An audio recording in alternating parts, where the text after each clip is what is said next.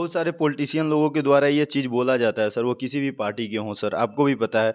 बोला जाता है कि लोग 200 400 500 रुपया मतलब लेके और दारू मुर्गा पे वोट अपना बेच देते हैं। लेकिन सबसे बड़ी सच्चाई ये है सर इस देश का, उन लोगों को नहीं पता है कि मोदी कौन है, योगी कौन है, चाहे राहुल कौन है, मतलब कोई भी पॉलिटिशियन हो, वो उनके जो बच्चे हैं वो शिक्षित नहीं है, जिसके चलते उनको पैसा मिलता है, वो सोचते हैं चलो 1000 रुपया मिल रहा है, दे के वोट दे दो, उसमें क्या दिक्कत। सर आपको लगता है कि अगर उनके गरीब के बच्चे को शिक्षा दिया जाए तो यह राजनीति बंद हो जाएगी सर?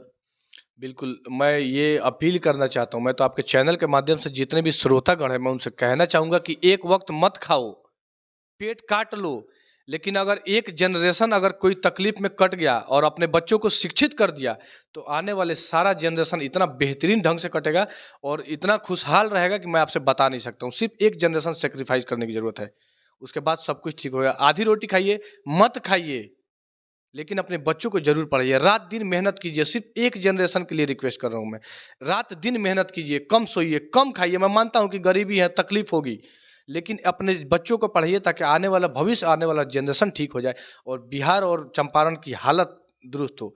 शिक्षा एक ऐसी चीज़ है जिससे पूरे हालात और दुरुस्त किया जा सकता है, खुशहाल बनाया जा सकता है। और उसके बाद से तो अपने आप जब शिक्षित हो जाएगा आदमी, तो जनरेशन दर जनरेशन बढ़ता जाएगा और आगे बढ़ता जाएगा, इसमें कोई संदेह नहीं। आप देख अभी हम लोग रामनगर प्रखंड में हैं और आपको कैमरे में एक ऐसे व्यक्ति दिखाई दे रहे होंगे जो राजद के युवा चेहरा हैं इस पूरे क्षेत्रवासियों के लिए, और पूरे चंपारण में किसी पहचान का मोहताज नहीं है। सर से हम बात करेंगे जो भी चंपारण की शिक्षा व्यवस्था है, स्वास्थ्य व्यवस्था है, और आप सभी को पता है कि नवरात्रि चल रही है और आज नवमी है, तो सर से बात करेंगे। और आज जो है आप सभी को पता है कि सोमवार है और कल मंगलवार, तो बुधवार को विसर्जन होने वाला है। सरकार की तरफ से गाइडलाइंस आई हुई है और आप सभी को पता है कि बिहार में जदयू और आरजेडी की सरकार है, तो डीजे पे पाबंद है, यानी कि डीजे बंद है। इस चीज़ को लेकर हम सर से बात करेंगे। सबसे पहले सर स्वागत है। जी नमस्कार, आपके सारे दर्शकों को प्रणाम करता हूँ। सर क्या कहना चाहिएगा आप, जो है आज नवमी है और कल मंगलवार हो जाएगा, ये बुधवार को विसर्जन होने वाला है, तो जो भी लोग आपको देख रहे हैं चंपारण का जो विसर्जन करने जाएंगे उनको क्या संदेश देना चाहिएगा? मैं यही कहना चाहूँगा कि जो भी हो शांतिपूर्ण तरीके से हो, सौहार्द भरा हो और आपसी भाईचारे के साथ में हो। और ये मान लीजिए, ये तो आस्था की चीज़ है और किसी की आस्था किसी में होती है, किसी की का आस्था किसी में होती है। इसमें बड़ी स्पष्ट है कि जो भी सरकार की गाइडलाइन है, उसके निर्धारित गाइडलाइन पे इसका विसर्जन वगैरह जो भी है, जैसे मान लीजिए डीजे नहीं बजाने का है, तो कोई ना कोई कारण रहा होगा कि सरकार इस पे बंदिश लगाया होगा। कभी एक वक्त था कि डीजे भी चलता था, सब कुछ होता था, लेकिन कुछ वजह रही होगी। ये तो आला कमान का फैसला है, तो इस पे हम कोई टीका टिप्पणी नहीं करेंगे। लेकिन जो भी हो, सौहार्द के तहत हो, आपसी भाईचारा में हो, हिंदू मुसलमान एकता का परिचय देते हुए इसका विसर्जन हो और हर्षोल्लास के साथ हो। सर शिक्षा व्यवस्था को लेके बात करते हैं सर।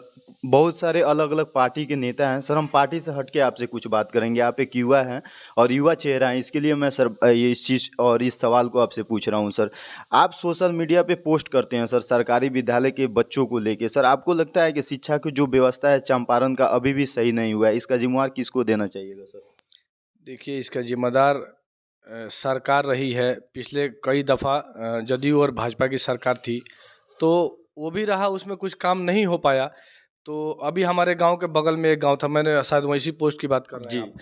तो मेरे गांव के बगल में एक गांव है जिसमें विद्यालय ढह गया था, वहाँ के बच्चे दूसरे गांव में आके पढ़ रहे थे। तो ये सुरक्षा के हिसाब से भी ठीक नहीं है। वहाँ के टीचर यहाँ आते थे, बच्चों में लड़ाई झगड़ा होता था, फिर गार्जियन इसको लेकर उलझ जाते थे आपस में। मैंने इसको लेकर चिट्ठी भी लिखा।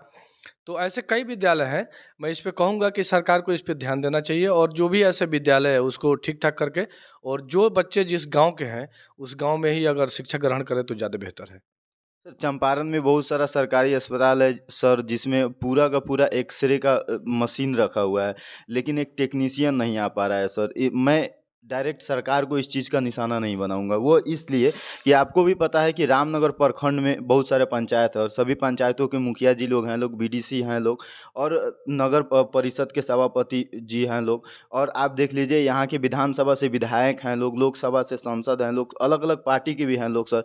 लेकिन सरकारी हॉस्पिटल में जो व्यवस्था है सर, लोगों को बाहर से एक्सरे कराना पड़ता है 200 500 600 दे के, जो भी गरीब लोग हैं। इस चीज़ को लेके क्या कहना चाहिएगा सर? देखिए, आपको ज्ञात हो दिलीप बाबू कि पश्चिमी चंपारण में भाजपा के विधायक हैं, बगहा में हैं, रामनगर में कई बार से भागीरथी देवी जी भाजपा की विधायिका रही हैं, राज्यसभा सांसद श्री सतीश चंद्र दुबे जी हैं, और ऐसे बेतिया में चले जाइए तो लोकसभा सांसद संजय जायसवाल जी हैं। तो ऐसे में कहना चाहूँगा कि ये लोग दोषी हैं, क्योंकि ये लोग काम किए नहीं, इनको मुद्दों से कोई मतलब नहीं है, क्षेत्रवासियों से कोई लेना देना नहीं है, काम से कोई मतलब नहीं है। ये लोग जात पात में उलझाकर बांटकर हमें वोट बैंक की तरह यूज किया है। अगर काम हुआ होता तो जितने दफ़े से ये लोग सांसद हैं, विधायक हैं, अब तक हमारा चंपारण कहीं ना कहीं बदला होता। ये कहीं ना कहीं ये कारण है। रामनगर में जब मैं जाता हूँ तो मैं निराश होता हूँ, निश्चित तौर पर मैं निराश होता हूँ, क्योंकि रामनगर में जिस प्रकार से काम होना चाहिए उस प्रकार से कोई काम नहीं हुआ है। अफसरशाही है, कहीं न कहीं प्रशासन पे दबाव बना के गलत-सलत करवाया जाता है। अभी जब भाजपा की सरकार थी पिछले अगस्त से, मतलब जो विगत अगस्त है उसके पहले जो भाजपा की सरकार थी, तो रामनगर में चाहे वो थाना हो, अंचल हो, चाहे हॉस्पिटल हो, दलाली का अड्डा बना हुआ था। अगर किसी की लड़ाई हो जाती है तो इंजरी बनाने के लिए मैंने देखा है अपनी आँखों से कि 2-4 लोग बैठे रहते थे, वो पैसे लेके इसको मैनेज करते थे कि किसका ग्रीवियस करना है, किसका लो कर देना है, किसका कैसे करना है। तो ये सारी चीज़ें चिंताजनक है, ये सब नहीं होनी चाहिए। विकास के मुद्दे पे बात होनी चाहिए, और विकास के लिए कोई भी अगर आगे बढ़ रहा है, कोई भी अगर आवाज़ उठा रहा है, तो उसके साथ पक्ष-विपक्ष नहीं होना चाहिए। सारे लोग मिल के ऐसे करें, क्योंकि क्षेत्र और क्षेत्रवासियों का भला अगर चाहते हैं दिल से, तो इसमें सबको बोलना चाहिए, और जो सही काम कर रहा है, सही आवाज़ उठा रहा है, उसके साथ खड़ा होना चाहिए। सर, मेरा ये अपना मानना है। पहले जो है, अभी राजद और जदयू की सरकार है, पहले बीजेपी और जदयू की सरकार थी सर। लेकिन बिहार में आज से ही नहीं, लगभग बहुत सालों से मैं बोल रहा हूँ सर, यहाँ पे मुर्दों, जिंदों के शहर में मुर्दों से घोष लिया जाता है सर। कोई मर जाता है, जब वो जाता है हॉस्पिटल में, तो उसका जब मतलब मेडिकल होता है, उस वक्त भी उससे पैसा लिया जाता है। इस चीज़ को लेके क्या कहिएगा सर? शर्मनाक है, ये नहीं होना चाहिए। और मुर्दा तो छोड़िए, मुर्दा तो बहुत, मतलब बहुत नीचे स्तर की बात हो गई। अब इससे नीचे तो कुछ हो ही नहीं सकता। जिंदों में भी जो लोग कमज़ोर हैं, गरीब हैं, उनकी बात नहीं सुनी जाती थी। लेकिन हमारे माननीय उप मुख्यमंत्री और नीतीश कुमार जी जिस तरह के सरकार में आए हैं, तो तेजस्वी यादव का जो कदम, जो योगदान रहा है, ये रोजगार को लेकर, जो ये भर्ती को लेकर, चाहे वो पुलिस भर्ती हो, चाहे वो डॉक्टर हो, चाहे वो बीपीएससी, चाहे टीचर की भर्ती हो, जिस प्रकार से भर्तियां हुई हैं और जिस प्रकार से नौकरियां मिल रही है, हमें उम्मीद है कि आने वाले टाइम में बिहार कुशल होगा और आगे की तरफ अग्रसर होगा। सर, एक जो है पूरा मुद्दा ट्रेंडिंग में है सर, कि 2024 का लोकसभा का चुनाव आने वाला है सर।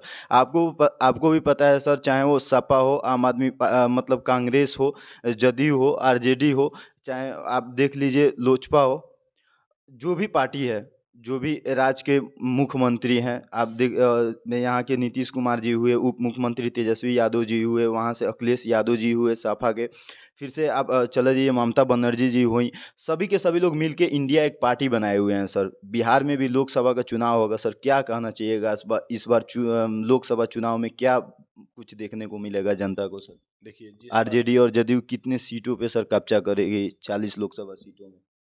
देखिए, पहली बात हम बता देते हैं कि हिंदुस्तान की स्थिति अभी के हालत में जात पात से ऊपर कुछ नहीं है। सिर्फ जात पात, हिंदू मुसलमान, चिरकी दाढ़ी टोपी, मंदिर मस्जिद करके वोट लेना, इनको कहीं भी दिखा दीजिए, 5 ऐसा काम भाजपा का गिनवा दीजिए जो जनता के हित में हुआ हो, जो हिंदुस्तान को मजबूत करने की तरफ हुआ हो, नहीं हुआ है। आप देखिए, जीडीपी डाउन हुआ है, अर्थव्यवस्था की क्या हालत है वो देखिए आप। ये सारी चीज़ें देखने की है। 2 करोड़ युवाओं को रोजगार देने की बात हुई थी, जुमला घोषित हो गया। चुनाव के दरमियान बोला गया था कि 15-15 लाख सारे हिंदुस्तानी के खाते में आएंगे, काला धन वापस आएगा। आया क्या? नहीं आया ना। तो ये सारे जुमला है, इस सब चीज़ों से ऊपर उठना चाहिए। खासकर हम युवाओं को ऊपर उठना चाहिए, क्योंकि हिंदुस्तान का जो भी बोझ है, जो भी हमारे भविष्य है, वो हमारे कंधे पे है। और हम अगर सिर्फ जात पात में उलझे रहेंगे तो हमें लगता है कि हिंदुस्तान कहीं ना कहीं नीचे जाता जाएगा। हमें जात पात से ऊपर उठकर और हिंदुस्तान के तरक्की और विकास के लिए सोचना चाहिए। जो गलत कर रहा है, जो सरकार गलत करे, जिसकी नीति गलत है, उसके खिलाफ बोलना चाहिए। एटलीस्ट बोलेंगे नहीं तो मुझे नहीं लगता कि ना आवाज़ पहुंच पाएगी, ना कोई काम हो पाएगा। अगर हम सिर्फ जात पात में उलझे रहेंगे तो भाजपा वालों को क्या है, जात पात में उलझाइए, वोट लीजिए, कोई मतलब है नहीं। हिंदू खतरे में है, फलाना खतरे में है, चिलाना खतरे में है। अगर इतना ही हिंदू मुसलमान से मतलब है, इतना ही हिंदुस्तान से मोहब्बत है, क्यों नहीं गए भाजपा के लोग? ये जो आग लगी हुई थी, कौन सा जगह था वो? मणिपुर। मणिपुर। मणिपुर क्यों नहीं गई है? दूसरे देश का बच्चा गरीबी दिखता है, अपने हिंदुस्तान का क्यों नहीं दिखता है? शिक्षा व्यवस्था की क्या हालत हो गई है? बेरोजगारी दर, आप नेट पे देखिए ना, आप कोई नहीं बोल रहा है, आप नेट पे गूगल कीजिए, सब चीज़ सामने आ जाएगा कि बेरोजगारी दर कितना घटा है, जीडीपी का क्या हालत है। जो बोला गया वो सारा का सारा जुमला है। हम सिर्फ जात पात में फंसे हुए हैं, तो इससे थोड़ा सा ऊपर उठना चाहिए, तभी हिंदुस्तान का प्रोग्रेस होगा और बेहतर होगा। तभी हम जो सपना है हमारा विश्व गुरु बनने का, तभी साकार होगा, हो पाएगा। अन्यथा अगर ऐसे उलझे रहेंगे और भाजपा के लोग उलझाते रहेंगे, तो कहीं ना कहीं हम कमज़ोर होंगे और हिंदुस्तान थोड़ा सा।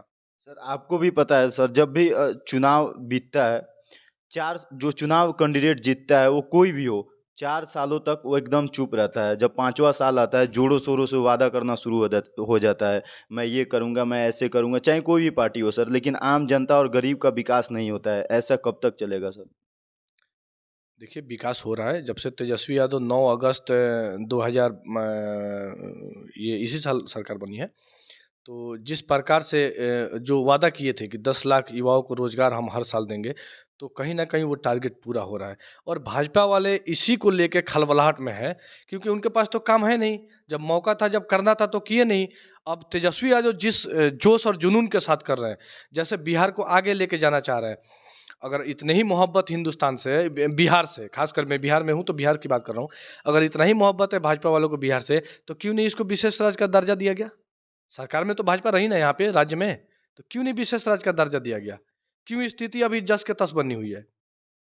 आप लोग जो कह रहे हैं कि ये काम, फलाना काम, चिलाना काम, आप 5 काम गिनवा दिए जो बिहार और बिहार वासियों के हित में हुआ हो। आपने तो कोरोना काल में लंबे लंबे दावा किए थे, ये हो गया, वो हो गया, लेकिन कोरोना काल में आप, जब कोरोना हावी हुआ, जब कोरोना महामारी चरम पे पहुंची, तो आपने लोगों को मरने के लिए रोड पे छोड़ दिया। ये सरकार का नीति ठीक है क्या? ये रवैया ठीक नहीं है। और कहीं ना कहीं ये नहीं भूलना चाहिए कि यही जनता आपको चुन के बैठाई है, और अगर यही जनता अगर ठीक ढंग से कार्रवाई पे आ गई, तो आपको घसीट के कुर्सी से नीचे उतार देगी। इसमें कहीं शक संदेह नहीं है। जनता मालिक है, जनता ही चुनती है, और जनता बैठाती भी है तो जनता उतार भी देती है। और आने वाले टाइम में 2024 में बिहार में 40 में 35 सीट इंडिया गठबंधन को मिलने जा रहा है। क्योंकि जनता में मैंने देखा है, जमीनी स्तर पे युवाओं में, किसान में, महिलाओं में जिस तरीका से जोश और जुनून है, और जो भाजपा के खिलाफ जो गुस्सा है, वो गुस्सा देखने को मिल रहा है इस टाइम। क्योंकि भाजपा ने सिर्फ ठगा है इनको, भाजपा ने कुछ किया नहीं है। तो ठगी बहुत दिन नहीं चलती है, अब लोगों में जग जाहिर हो चुका है। आने वाले टाइम में जब वोट का टाइम आएगा, तो जनता इसका जवाब देगी। सर जो देवराज का भाईचारा है सर, पूरे मतलब बिहार में ही नहीं, पूरे देश के लोगों को इस चीज़ से सीखना चाहिए सर। हिंदू मुस्लिम का जो एकता है देवराज के अंदर, चाहे वो कोई पूजा हो, ईद हो, बकरीद हो, कोई भी त्यौहार हो सर, यहाँ पे बहुत ही शांतिपूर्ण तरीके से और खुशी से और प्रेम भाईचारा के साथ मनाया जाता है सर। कहीं नहीं कहीं नेताओं के द्वारा इस देश में सर दिन प्रतिदिन जातिवाद बढ़ते जा रहा है। एक दूसरे को लोग कुछ अलग ही नज़रिया से देख रहे हैं। क्या कहना चाहिए इस चीज़ को लेके? इसका जिम्मेवार कौन है सर? देखिए, मैं एक बात बता देता हूँ, ये हमारा व्यक्तिगत नुकसान है। मैं साजिद हुसैन, मेरा एक दोस्त था सुजीत कुमार पांडे, मेरा बहुत बचपन का दोस्त था।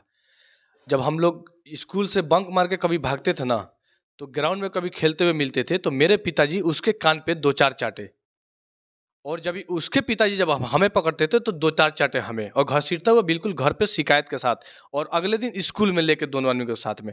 तो ये जो व्यक्तिगत नुकसान हुआ है ना हमारा, ये भाईचारा को जैसे गिद्ध की तरह नोचा गया है। ये कहीं ना कहीं राजनीति और भारतीय जनता पार्टी 2014 के बाद से जब तक ये अब तक जिस प्रकार से भाईचारा सौहार्द को नोचा गया है, नंगा करने की कोशिश की गई है, सामाजिक सौहार्द और आपसी भाईचारा को, ये काफ़ी शर्मनाक है, ये नहीं होना चाहिए। और आपने कही एक बात कि देवराज, ये सिर्फ देवराज नहीं, देवराज तो एक मिसाल है। मैं पूरे चंपारण नहीं बल्कि पूरे बिहार में अगर कोई से भाईचारा सौहार्द सीखना चाहिए, तो वो चंपारण में देवराज आकर सीखना चाहिए कि यहाँ पे हिंदू कितने सहूलियत से रह रहे हैं, मुसलमान पढ़े लिखे हैं, तो यहाँ पे जात पात नहीं है, ये सबसे बड़ी बात। और यहाँ पे एजुकेशन है, तो आप अपने बच्चों को पढ़ाइए। जब पढ़ाएंगे तो जात पात से आदमी ऊपर उठेगा, अपने रोजगार के बारे में सोचेगा, अपने बाल बच्चों के बारे में, अपने परिवार के बारे में सोचेगा। उसके बाद अगर समय मिल जाएगा तो अपने क्षेत्र के बारे में सोचेगा। ये हिंदू मुसलमान मंदिर मस्जिद में उलझ के कोई फायदा नहीं है। आप देखिए, अगर आपके घर में आग लग जाए, मेरा घर अगर पड़ोस में हो, तो पहले मैं आऊँगा ना। हाँ। तो मेरा ये मानना, मेरा व्यक्तिगत अपनी राय बता रहा हूँ मैं, कि मैं अगर मुस्लिम घराने में पैदा हुआ हूँ तो इसमें मेरा क्या कसूर है? मैं अगर क्षेत्र का भला करना चाहता हूँ, मैं अगर आपकी आवाज़ बनना चाहता हूँ, तो इसमें मेरा क्या कसूर है कि मैं मुसलमान घर में पैदा हुआ?